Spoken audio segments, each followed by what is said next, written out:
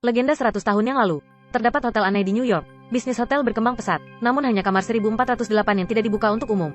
Karena dari tahun 1912 sampai sekarang, ada total 78 orang tewas di ruangan ini. Kondisi kematian korban bervariasi, melukai diri sendiri, melompat dari gedung, gantung diri.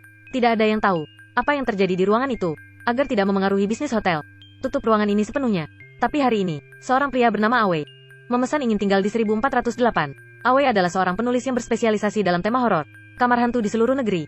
Telah dia kunjungi semuanya, tapi dia belum pernah melihat satu hantu pun. Hingga seorang teman meninggalkannya sepucuk surat.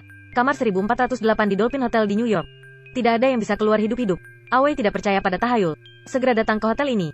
Setelah resepsionis mendengar kamar 1408, tidak berani membantunya check-in, langsung memanggil manajer hotel. Manajer memberitahu Awe, aku dapat meningkatkan kamar presiden untukmu.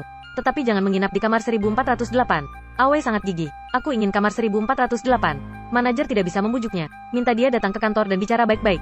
Kemudian dengan serius mengingatkannya, ruangan ini benar-benar tidak dapat ditempati. Setelah berbicara, mengeluarkan buku catatan tebal, Awe membukanya dan melihat, tahun 1912, minggu pertama pembukaan hotel. Langsung ada satu orang, menggorok tenggorokannya di bak mandi kamar 1408. Awe terus menjelajah. Setiap halaman memiliki kematian sadis. Manajer dengan tegas berkata, aku tidak membiarkanmu menginap karena suatu alasan. Tidak ada yang bisa berada di kamar 1408. Bertahan 1 jam, Awe masih tidak percaya. Bersikeras ingin menginap. Jika tidak, akan menggugat mereka ke asosiasi manajemen hotel. Manajer tidak punya pilihan selain menurutinya. Saat memasuki lift, Awe bertanya kepada manajer. Kamar 1408 sangat menyeramkan. Ruangannya pasti kotor. Jawaban manajer, meski ruangannya menyeramkan, tetap akan dibersihkan setiap bulan. Kami biasanya akan masuk 3 orang sekaligus. Bersihkan hanya selama 10 menit. Dan pintu harus dibuka. Tapi meski begitu, kejadian masih saja terjadi. Suatu hari ada seorang pekerja wanita, sambil membersihkan kamar mandi. Pintu tertutup tiba-tiba. Saat menyelamatkannya, 2 matanya hilang. Lift mencapai lantai 14. Kata manajer, aku hanya bisa mengantarmu ke sini. Ruangan itu, aku tidak ingin mendekat selangkah pun. Kau masih sempat untuk menyesalinya sekarang.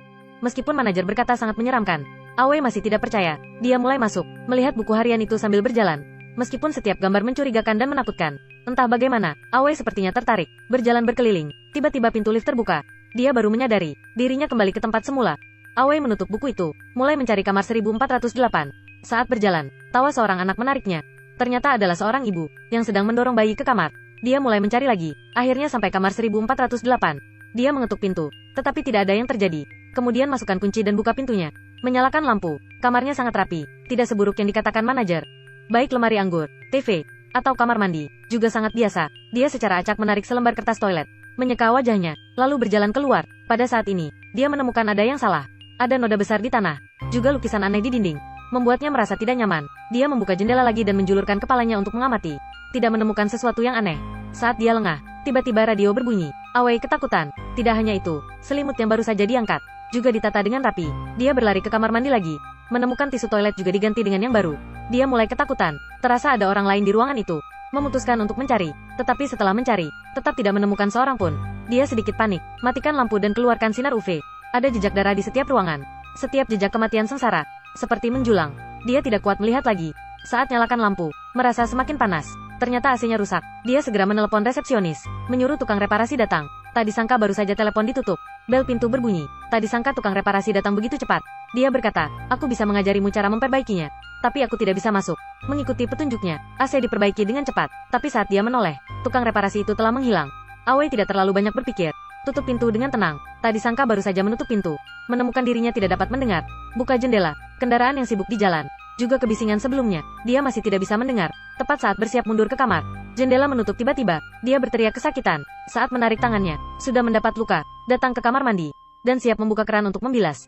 Tak disangka air dingin tiba-tiba menjadi 100 derajat air mendidih.